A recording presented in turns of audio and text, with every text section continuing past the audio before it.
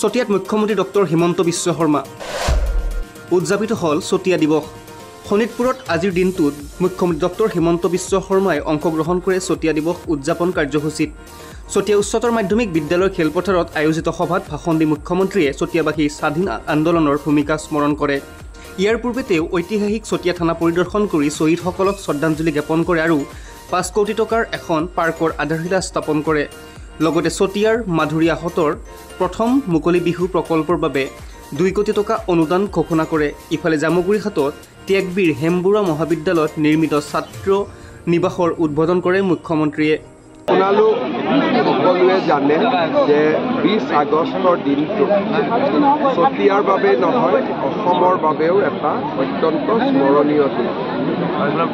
20 আগষ্টৰ দিনা চতিয়া থানাত প্ৰথমবাৰৰ বাবে অসমৰ তিৰংগ পতাকা মুক্তিযুঁজাৰু আৰু স্বাধীনতা সেনানীসকলে উত্তোলন কৰি আহিছে আৰু পুনৰাই 1942 20 ছেপ্টেম্বৰ দিনাও তেখেতসকলে চতিয়া থানাত তিৰংগ পতাকা উত্তোলন কৰিছে 20 আগষ্ট আৰু 20 ছেপ্টেম্বৰ। কিন্তু আমাৰ নতুন প্ৰজন্মই এই বিষয়ে যিমানখিনি তেওঁলোকৰ নলেজ এই ক্ষেত্ৰত থাকিব লাগিছিলে কৰবাত আমি অকণমান কম বুলি অনুভৱ কৰিছোঁ। তাৰ কাৰণে পদ্ম হাজৰিকা ডাঙৰীয়াৰ প্ৰচেষ্টাত চতিয়া দিৱস পালনৰ এটা মহান প্ৰচেষ্টা হাতত লোৱা হৈছে। ইয়াক এতিয়া চৰকাৰীভাৱে উদযাপন কৰা হয়। এই প্ৰচেষ্টাৰ লগতে সংগতি ৰাখি আমি চতিয়াৰ গোটেই ঘটনাৰ ওপৰত এখন বোলছবি নিৰ্মাণ কৰাৰ বাবে প্ৰচেষ্টা ল'ম। ৰাজ্য চৰকাৰে তাৰ বাবে প্ৰয়োজনীয় ধন আবণ্টন কৰিব।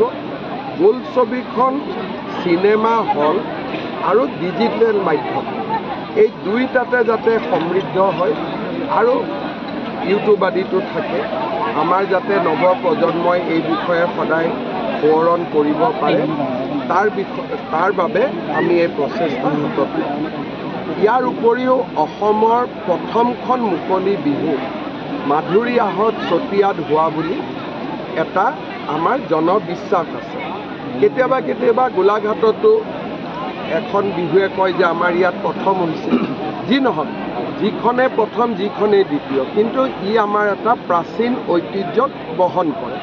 সেইবাবে আমি অসমৰ প্ৰাচীনতম মুকলি বিহুৰ যি অনুষ্ঠান হয় মাধুৰী আহতৰ, সেই গোটেই তাৰ ব্যৱস্থাটো সুন্দৰ কৰি সজাই তুলিবৰ বাবে আমি 2 কোটি টকাৰ অনুমোদন দিছোঁ আৰু ভৱিষ্যতে সহায় কৰিব লাগিলে আমি আৰু কৰিম।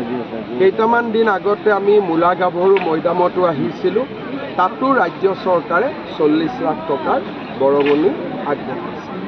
জামুগুৰিঘাটৰ পৰা নোৰা মেধুৰ ৰিপৰ্ট, অসম 360। অসম 360 খবৰ যি সদায় আপোনাৰ লগত থাকে।